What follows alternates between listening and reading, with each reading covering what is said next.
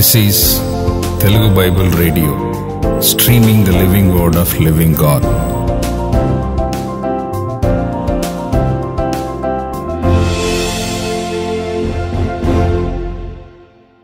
మీరు పక్షపాతము గలవారైతే ధర్మశాస్త్రము వలన అపరాధులను తీర్చబడి పాపము చేయవారగుదురు. ఇదేనా ఒక ఉదాహరణతో నేను ఈ లేఖనాన్ని ఇందులో ఒక చక్కటి 2 ఉదాహరణలు చెప్పాడు. ఇది ఎక్కడ కూర్చోవాలి అన్న ప్రశ్న కదా.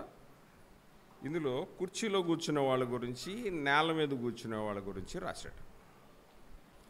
ఎవరు కుర్చీలో కూర్చోవాలి, ఎవరు నేల మీద కూర్చోవాలి నిర్ణయించే వాళ్ళ గురించి రాశాడు. నేను కుర్చీలో కూర్చోవాలో లేదో అది నా అవసరతను బట్టి, నా శరీర బలహీనతను బట్టో, నా స్థితిని బట్టి నేను కూర్చుంటాను.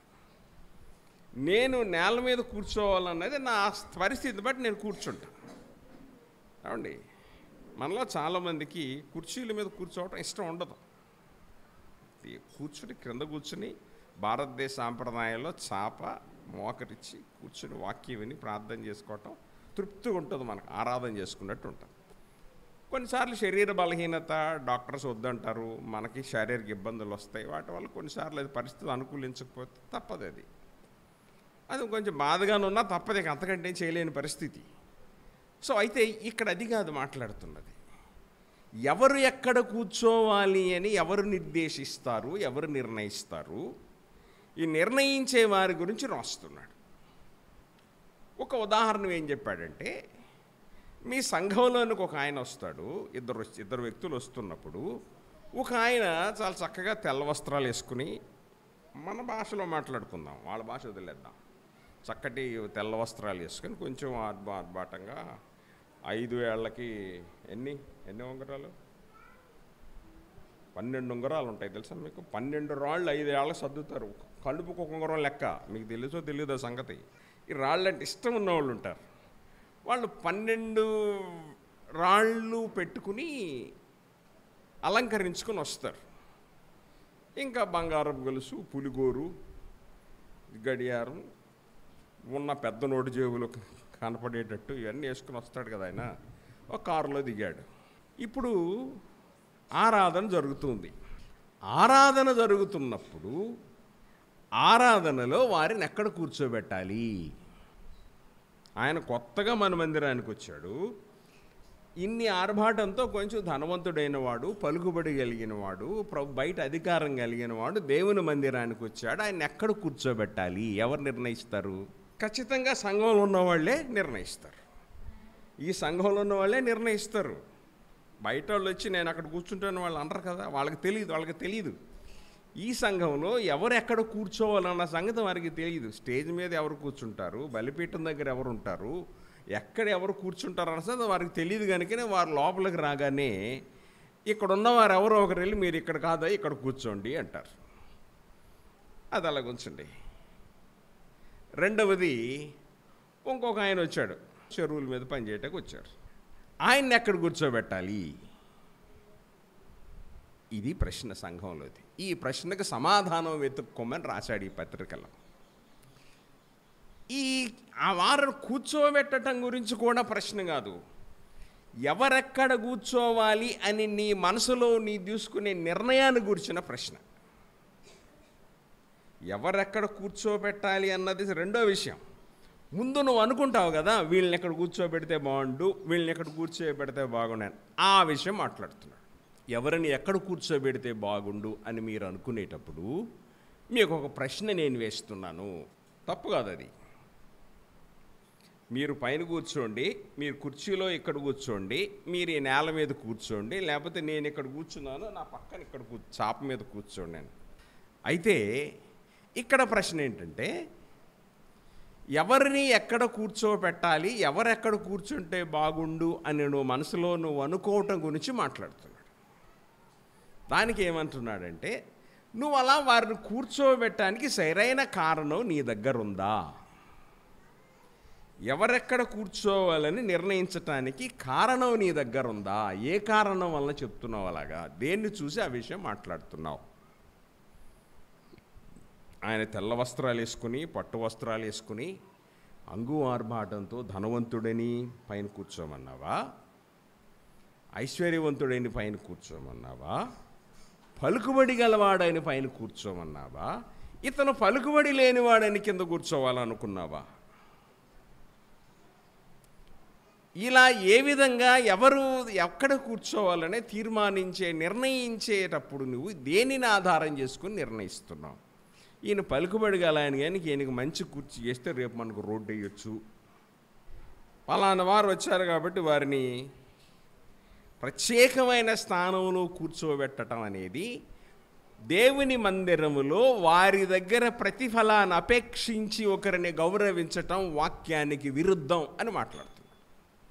ఇతని వల్ల మాకు మేలు జరుగుతుంది కనుక ఈయన్ని సన్మానిస్తామనంటే నీవు పాపం చేస్తున్నావు అన్నాడు. ఏమన్నాడు? అందుకని మీరు పక్షపాతము గలవారైతే ధర్మశాస్త్రం వల్ల మీరు అపరాధులని తీర్చబడి పాపము చేయవారగుదురు. అంటే మీరు పక్షపాతం చూపుతున్నారు అని మాట్లాడుతున్నాడు. ఎలా పక్షపాతం చూపుతున్నారు? నా ప్రియ సహోదరులారా, మహిమా స్వరూపియగు మన ప్రభువైన యేసుక్రీస్తు యొక్క విశ్వాస విషయములో మోమాటము గలవారై ఉండకుడి. వెరీ క్లియర్గా చాలా చక్కగా చెప్పాడు. అస్సలు మీరు మీ విశ్వాస విషయములో, మీ భక్తి విషయములో, మీ ఆరాధన విషయాలలో, ఆరాధన స్థలం విషయాలలో మోమాటము లేని వారై ఉండండి.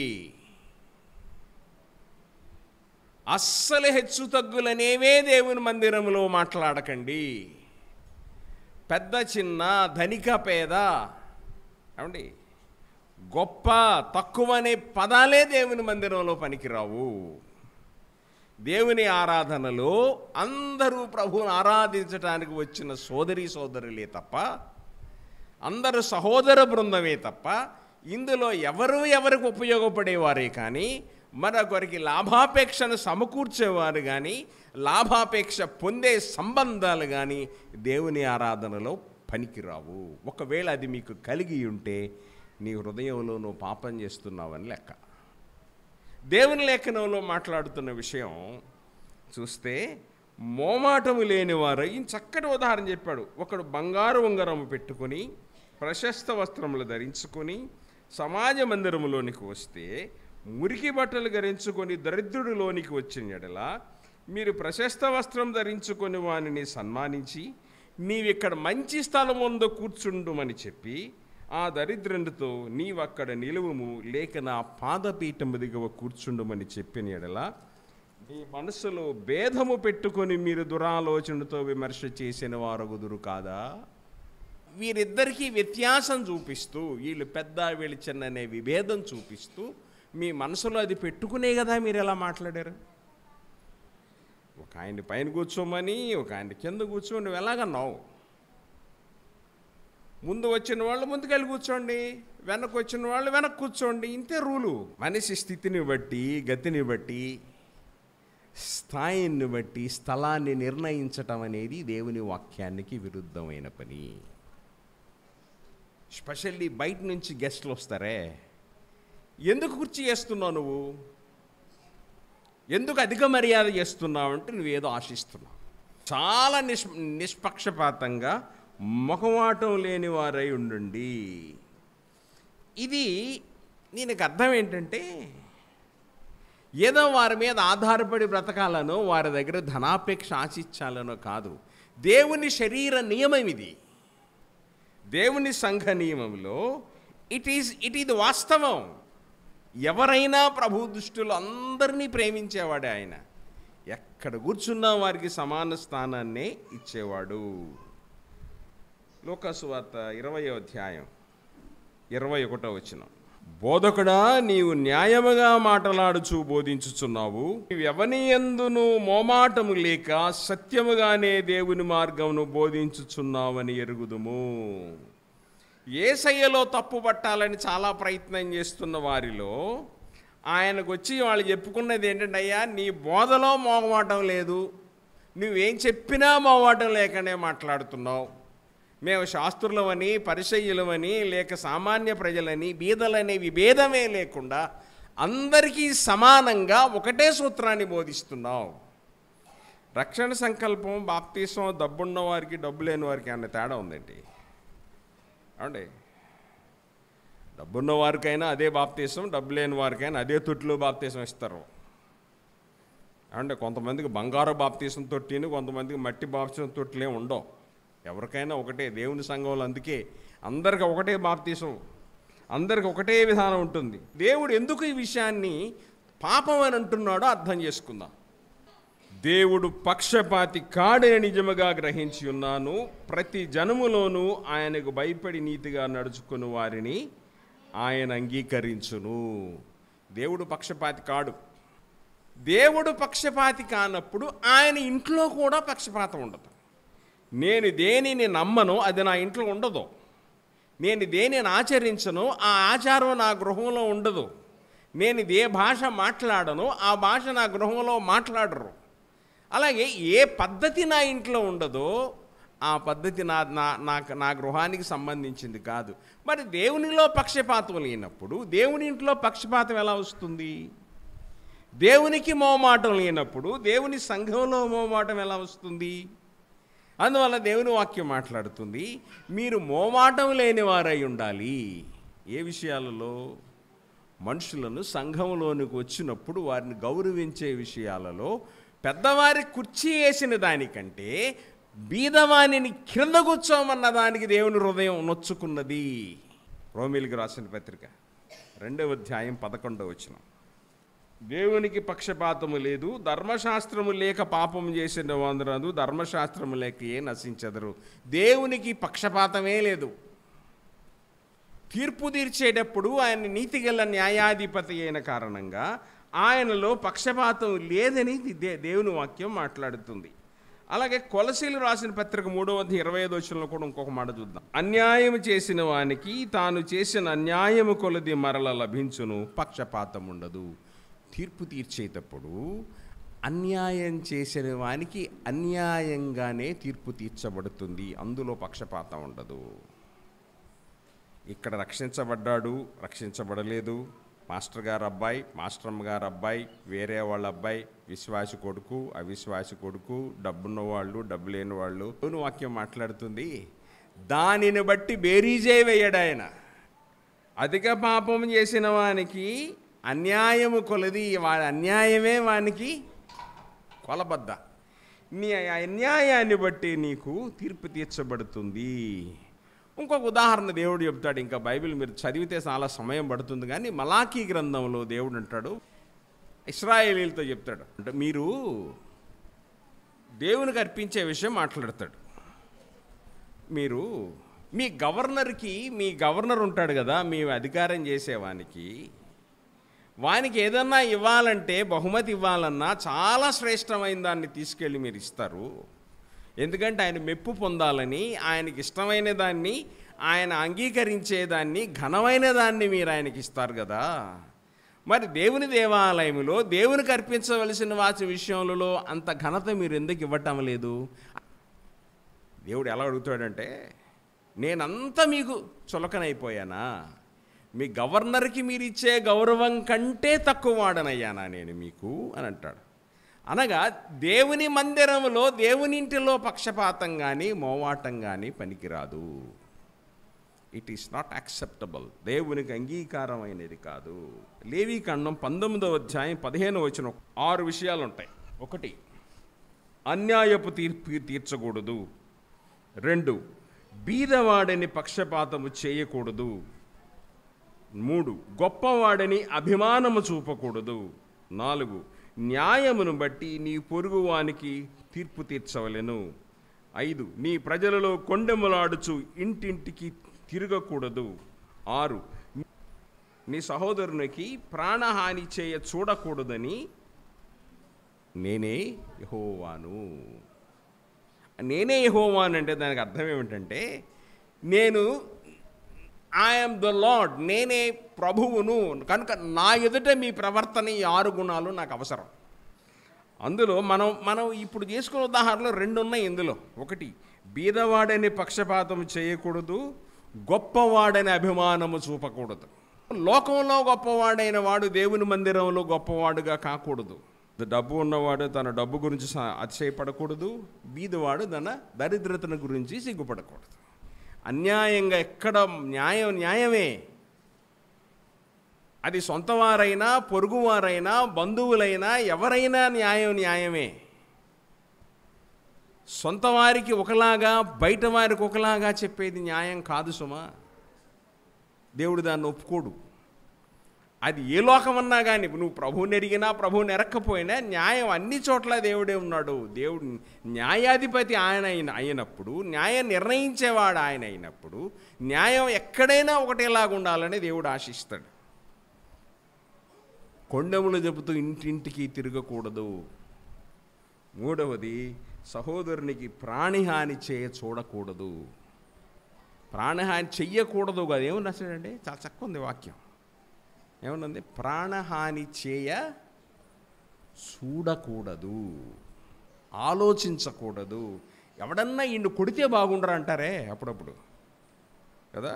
వీడికి ఏదైనా దెబ్బ తగిలితే బాగుండు, ఈయన ఎవడన్నా కొడితే బాగుండు, వీడికి ఏదన్నా నష్టం జరిగితే బాగుండు అనుకుంటారే, అది మాట్లాడుతున్నాడు. ఆ ఆలోచన కూడా ఆయన హృదయంలో ఉండకూడదు. న్యాయ విరుద్ధమైనది, దేవునికి అంగీకారమైన గుణం కాదు అని దేవుని వాక్యం మాట్లాడుతుంది. ఎందుకు అంటే దేవుని దృష్టిలో ఆయన సృజించిన వారిద్దరూ సమానమే. సామెతల గ్రంథం 22వ అధ్యాయం 2వ వచనం, ఐశ్వర్యవంతులను దరిద్రులను కలిసియుందురు, వారిని కలుగజేసిన వాడు యెహోవాయే. ఎందుకు అంటే వీరిద్దరినీ కలుగజేసిన వాడు ఆయనే, ఆయన బిడ్డలే వీళ్ళిద్దరూ. వారిద్దరినీ ప్రేమిస్తున్నప్పుడు నువ్వు ఆయన బిడ్డల్లో ఒకడిని ప్రేమించి ఒకడిని ద్వేషించడం దేవుడు ఎలా ఒప్పుకుంటాడు?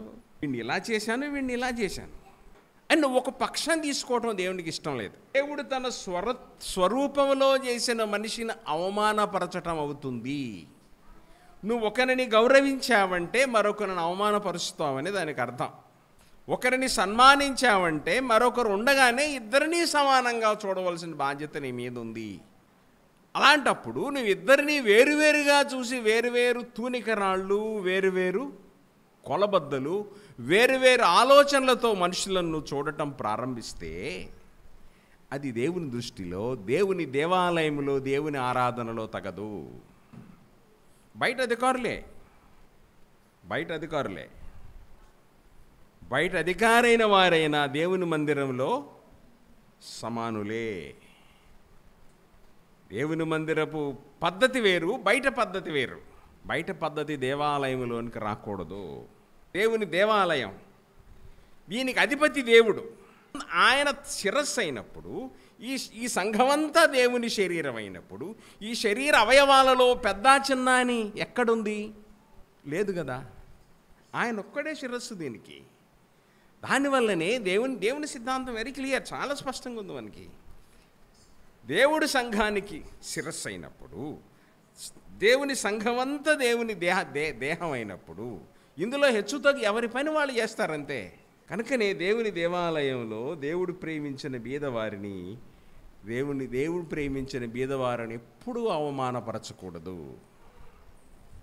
యోహాను ఒక ప్రశ్న అడుగుతాడు. యోహాను ఇద్దరు పంపుతాడు శిష్యులను.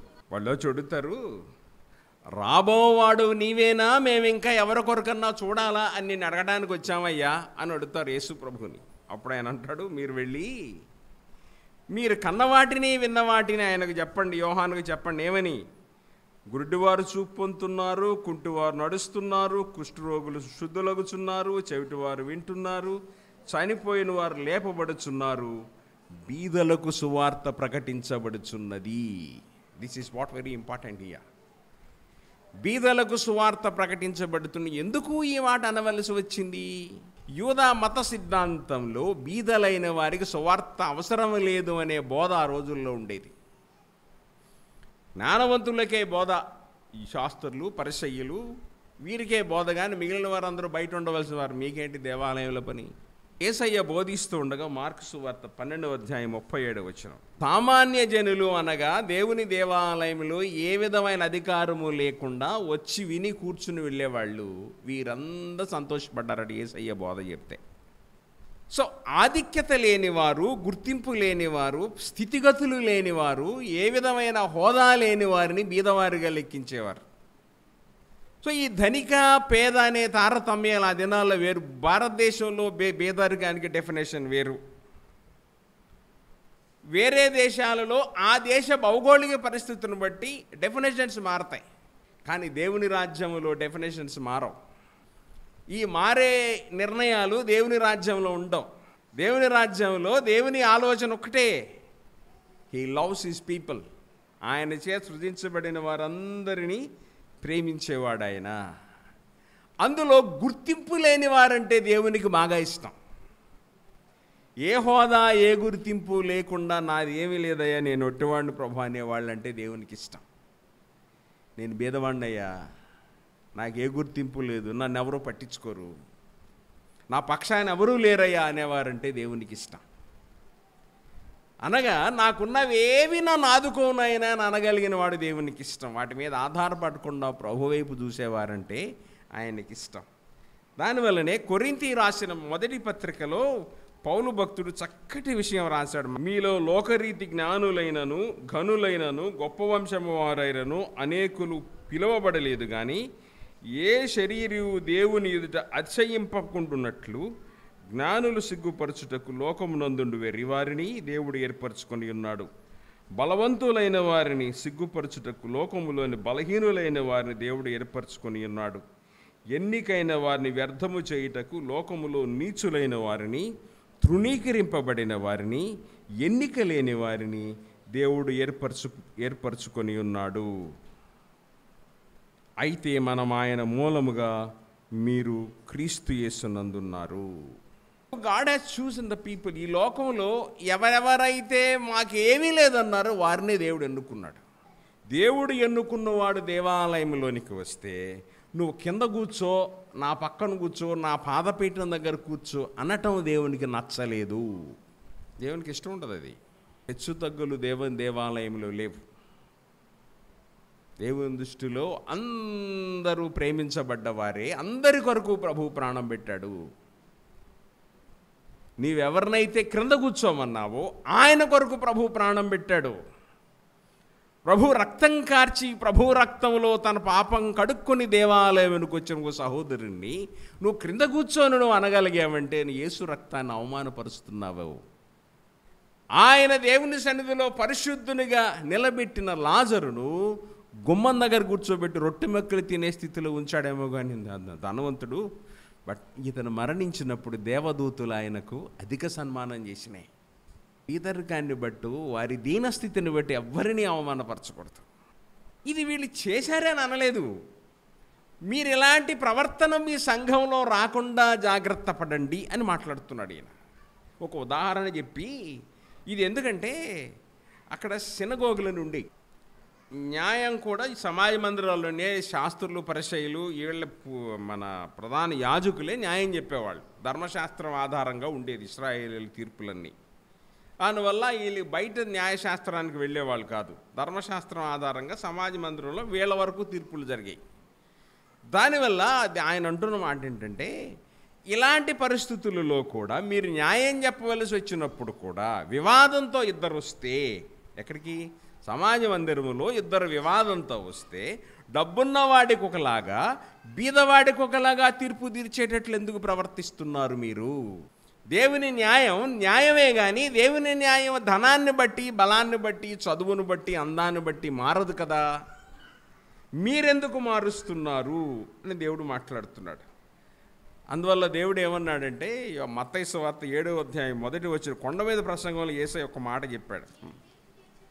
మీరు తీర్పు తీర్చకుడి, అప్పుడు మిమ్మును గూర్చి తీర్పు తీర్చబడదు. పొరపాటు న్యాయాధిపతి స్థానాన్ని తీసుకోకండి. మీరు న్యాయాధిపతి అయిన వాడొక్కడే, ఆకాశమందున్న వాడొక్కడే న్యాయాధిపతి, తిరిగి రానయున్నవాడే న్యాయాధిపతి. ఆయన తప్ప మరెవ్వడూ న్యాయాధిపతి కాదు. ఎవ్వరూ న్యాయాధిపతిగా స్థానాన్ని తీసుకోవడానికి దేవుని వాక్యం ఒప్పుకోదు. ధనాపేక్ష వల్ల కలిగే గౌరవ మర్యాదలు ఏమీ మీ సంఘంలో రాకుండా మీరు చూసుకోండి. ఇది చాలా అపాయకరమైనది. సెక్యులర్ క్రిస్టియన్స్ అంటారు. లౌకిక క్రైస్తవులు, లౌక్యం కలిగిన క్రైస్తవులు అనగా ఇతరులను నొప్పించకుండా, తనకు నొప్పి కలగకుండా, వీళ్ళు ఏమంటారు? గోడ మీద పిల్లి ఉంటుందే, గోడ మీద పిల్లి వాటం. ఈ లౌక్యం ఏంటంటే అక్కడ పరిస్థితిని బట్టి అలాగుంటుందయ్యా, ఆ ఊరు పద్ధతి అంతేనయ్యా, వాళ్ళ ఇంట్లో వాళ్ళు అలాగే చేస్తారయ్యా, వీళ్ళు ఎప్పుడు ఇంతే, మేము ఇలాగే చేసుకుంటాం. నువ్వు ఎలా చేసుకుంటే దేవునికి కావాలా? నువ్వు దేవునికి నేర్పిస్తావా, ఇక్కడ నువ్వు నేర్చుకుంటావా? ఏమి నేర్చుకోవాలి, ఎవరికి నేర్పిస్తున్నావు? లౌక్యం. కొన్ని పద్ధతులు ఎలా ఉంటాయంటే letting the culture decide their destiny. ఆ యొక్క ఆచారాలే వారి పద్ధతిని నిర్ణయిస్తాయి తప్ప వీరి పద్ధతులను వీరు భక్తి నిర్ణయించేది కాదు. నీ విశ్వాసం నీ పద్ధతిని నిర్ణయించేదై ఉండాలి. నేను ప్రభువుని ఎరిగిన బిడ్డను, నా పద్ధతి ఇంతే అని నువ్వు చెప్పగలిగిన ధైర్యం నీకు అవసరం. అది నిజమైన విశ్వాసి. లౌక్యమైన క్రైస్తవ జీవితం దేవుని వాక్యానికి సరిపోదు. ఆరాధనలందరూ సమానమే. నీ ఇంట్లో నీ ఇంటికి యజమాని ఉన్నాడు, నీ ఇంటికి పద్ధతి ఉంది, నీ బంధువులు ఉన్నారు, దానికి పద్ధతి ఉంది. దేవుని వాక్యం అది ఒప్పుకుందిగా. దేవుని వాక్యం కుటుంబంలో యజమాని ఎవరో చెప్పింది, భార్య పాత్ర చెప్పింది, భర్త పాత్ర చెప్పింది, పిల్లల బాధ్యతలు చెప్పింది, తల్లిదండ్రులకి ఎలా ఉండాలో దేవుని వాక్యం మాట్లాడుతుంది, బంధువులతో ఎలా ఉండాలో మాట్లాడుతుంది, సంబంధాలు ఎలా ఉండాలో చెప్తుంది. దేవుని వాక్యం అన్నీ చెప్తున్నప్పుడు దేవుని వాక్యం ఒకదాని కూడా విరుద్ధంగా మాట్లాడలేదు ఎక్కడ. నీకు అర్థం కాక ఇక్కడదక్కడ ఇక్కడదక్కడ కలిపి జనాలు కంగారు పెట్టి నువ్వు కంగారు పడి దేవుని సంఘాలను కొన్నిసార్లు గలివిలైన సంఘాలు కొన్ని వందలు ఉన్నాయి మన ముందే. వారు చేస్తున్న భక్తి విషయంలో వారికి అవగాహన లోపించి, వారి క్రమశిక్షణ విషయంలో వారికి అవగాహన లోపించి ప్రతిదానికి తాళం కొట్టే భక్తి గల సంఘాలు చాలా ఉన్నాయి. ఎక్కడికి వెళ్తారు వీళ్ళందరూ చివరికి? ఇది పెద్ద ప్రశ్న. దేనికి జాగ్రత్తగా ఉండమని దేవుని వాక్యం చెప్తుంది? ఈ విషయాల్లో పాపం ఉన్నది కనుకనే జాగ్రత్తగా ఉండమని చెప్తుంది. దేవుడు ఒక్కడే నీ భవిష్యత్తును, నీ పద్ధతులన్నింటినీ నిర్ణయించేవాడు. దేవుని దగ్గర నేర్చుకోవాలా. నీది వచ్చి దేవుని దగ్గరికి వెళ్ళిపోయే పని అస్సలు చేయొద్దు. మా ఇంట్లో దేవునికి అనుకూలంగా ఏమేం చేస్తామో చెప్తా, మిగిలిన సంగతి ఏంటి మరి? ఉదయం నుంచి సంవత్సరం మొత్తంలో మీ ఇంట్లో జరిగే కార్యక్రమాలలో ఎన్ని కార్యక్రమాలు వాక్యానుసారంగా ఉన్నాయి? ఎన్ని కార్యక్రమాలు ఉంటాయి? క్రిస్మస్ పండుగ చేస్తా, ఈస్టర్ చేస్తా, గుడ్ ఫ్రైడేకి వస్తా, ఆదివారం ప్రార్థనకి వెళ్తా, ఉదయాన్నే బైబిల్ చదువుతా, ప్రార్థన చేస్తా, ఇంకేం చేస్తాను నేను తినేదానిలో దేవునికి భాగం ఇస్తా. వాక్యం చెప్పే వాటిల్లో నా ఇంట్లో చాలా ఉన్నాయి కాబట్టి నేను వాక్యానుసారమైన వ్యక్తిని అని నువ్వు సంతోషపరుచుకుంటావే తప్ప దేవుని వాక్యం అలా అడగలేదు నిన్ను. నీ జీవితం మొత్తం దేవునికి కావాలన్నాడు. ఇందులో వాక్యానుసారమైనది నీ జీవితంలో ఎంతున్నదనే ప్రశ్నే లేదు అక్కడ. నీ జీవితం అంతా దేవునికి కావాలన్నాడు. అందువల్ల నేను ఇది వాక్యానుసారం అని మాట్లాడటానికి లేదు సుమా. నీ జీవితం అంతా చెరిపేసి, ప్రభువా ఉన్నదంతా నీదే, నేను నీ వాక్యానుసారంగా జీవితమంతా జీవించడానికి తీర్మానించుకున్నానని ప్రభు దగ్గరకు రావాలి. అది దేవుడు ఆశిస్తున్న భక్తి విధానం. క్రైస్తవుని ప్రవర్తనా విధానం, నిజమైన క్రైస్తవుని భక్తి విధానంలో పూర్ణ సమర్పణ కలిగిన వారై ప్రభువుకు అంకితమైన వారై ఉండాలి. ఎఫెసీయులకు రాసిన పత్రిక 2వ అధ్యాయంలో ఏం మాట్లాడతాడంటే 14వ వచనంలో ఆయన 2 గ్రూపుల గురించి మాట్లాడతాడు. ఒకటి సున్నతి, ధర్మశాస్త్ర ప్రకారం సున్నతి చేయబడిన యూదులు. రెండవది ధర్మశాస్త్రం లేకుండా, దేవుడు లేకుండా నివసిస్తున్న వారు ప్రజలు. వీరిద్దరికి మధ్య పెద్ద అడ్డుగోడ ఉండేది, ధర్మశాస్త్రం అనే అడ్డుగోడ ఉండేది. యేసుక్రీస్తు శిలువ మరణం వలన అడ్డుగోడను పడగొట్టి వీరిద్దరిని ఐక్యపరిచి ఆయన శరీరములో నూతన పురుషుడనే క్రీస్తు సంఘాన్ని నిర్మించి ఈ సంఘం ద్వారా దేవుని పని జరిగిస్తున్నాడు. ఇందులో ఇప్పుడు ధర్మశాస్త్రం చేసేవాడిని, ధర్మశాస్త్రం అన్నంత మాత్రాన వాడు నీతిమంతుడు కాలేదు, ధర్మశాస్త్రం లేనివాడైనంత మాత్రాన వీడు పాపి కాలేదు. వీరిద్దరూ క్రీస్తుని అంగీకరిస్తే ఇద్దరూ పరిశుద్ధులుగా దేవుని సంఘంలో చేర్చబడ్డారు. కనుకనే దేవుని సంఘంలో చేర్చబడిన యూదుడే కానీ, యూదేతరుడే కానీ వీరిద్దరూ ప్రభు దృష్టిలో సమానులే. సంఘంలో ఇద్దరూ ప్రభు బల్లలో సమానంగా భాగం పొందేవారే. నో డిస్క్రిమినేషన్, విభేదమే లేదు. దేవుని వాక్యం మాట్లాడుతున్న మాట అది. కనుకనే దేవుడు తన స్వరూపమందు సృజించిన మానవుని అవమానపరుస్తున్నావు నువ్వు ఒకరిని చిన్న చూపు చూస్తే దేవుని సంఘంలో. రెండవది మాట్లాడుతున్నాడు, ధనికుల గురించి మాట్లాడతాడు. ఈ ధనికులే కదా మిమ్మల్ని అవమానపరిచింది, కోట్లకు వీడ్చింది, మిమ్మల్ని ఇబ్బంది పెట్టింది, నా నామాన్ని దూషించింది అని రాస్తాడు. ఈద వాళ్ళు ఎందుకు ప్రేమించాలంటే బికాస్ గాడ్ లవ్స్ దెమ్. దేవుడు తన స్వరూపం ఇద్దరిని సృజించిన కారణంగా భేదమాని నువ్వు చిన్న చూపు చూడటానికి దేవుని వాక్యం ఒప్పుకోవట్లేదు. దేవుని మనసు నొచ్చుకుంటుంది. రెండవది మాట్లాడుతున్నది, ధనికులకు దేవుడు వ్యతిరేకి కాదు, ధనవంతులకు దేవుడు వ్యతిరేకి కాదు, ధనానికి దాసుడైన వానికి, ధనం చేత ఆడించబడుతున్న వానికి, ధనం వల్ల దుష్ప్రవర్తన కలిగిన వానికి దేవుడి వ్యతిరేకి. నీకు ఎక్కువ సంపద కలిగి ఉన్నవారు, ప్రభువుని వెంబడించిన వారు చాలామంది ఉన్నారు బైబిల్లో. అబ్రహాము విస్తారమైన ధనం కలిగినవాడు, లోతు విస్తారమైన ధనం కలిగినవాడు, దావీదు చాలా సంపద కలిగి జీవించినవాడు, సొలొమోను విస్తారమైన సంపద కలిగినవాడు. వీరందరి బట్టి దేవుడు మాట్లాడలేదే. కానీ నీ ధనం వలన నువ్వు you should not be driven by your money.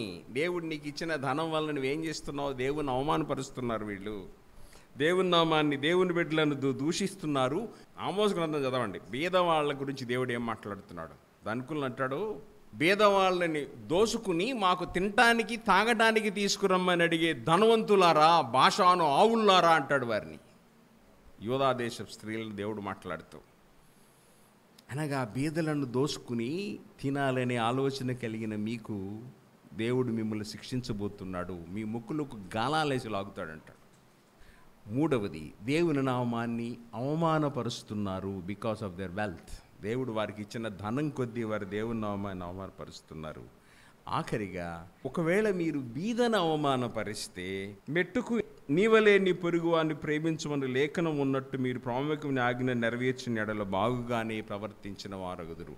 ఒకవేళ ఇదంతా కాదు, లేదయ్యా వాక్యం అందరినీ ప్రేమించమందు కనుక నేను అందుకే గౌరవించాను నువ్వంటే నేను తప్పు పట్టను. అర్థమైంది? అర్థం కాలేదా? ఒక ఆయన్నేమో కుర్చీలు కూర్చోబెట్టి, ఒక ఆయన్నేమో కింద కూర్చోబెట్టాం. మనసులో మనం ఎవరిని కూర్చోమని అనలేదు, మనసులో అనుకున్నాం, ఓహో ఈయన వచ్చారు, ఈయన పైన కూర్చుంటే బాగుండి, ఈయన వచ్చారు, ఇతను ఎందుకు ఎక్కడ కూర్చోబెట్టారు, అక్కడ కూర్చుంటే సరిపోద్ది కదా, ఈయన ఎందుకు పైకి కూర్చోంటే అనుకుంటాం కదా. అప్పుడు దేవుడు అంటున్నాడు ఆ మాట, నువ్వు ఆయన పైన కూర్చోబెట్టని ఎందుకు అనుకున్నావు? దేవుడు అందరినీ ప్రేమించుకున్నాడు, ఈయన ప్రేమిస్తున్నావా? మరి ఆయన్ని కింద కూర్చుంటే ఆయన్ని ఎందుకు ప్రేమించలేదు? కింద కూర్చో ఆయన్ని కూడా ప్రేమించాలి కదా. ఒకవేళ నీ హృదయంలో నిజంగానే అందరినీ దేవుడు ప్రేమించమన్నాడు, ఇద్దరినీ సమానంగా ఆహ్వానించి సన్మానించగలిగితే నాకు అభ్యంతరం లేదు. కానీ ఒకవేళ ఇలాంటి విభేదాలు మనసులో పెట్టుకుని కానీ గౌరవ మర్యాదలు మీరు సంఘంలో జరిగితే ఇది దేవునికి ఇష్టమైన కార్యం కాదు, అది దేవుని సంఘంలో ఉండవలసిన క్రమశిక్షణ కాదు.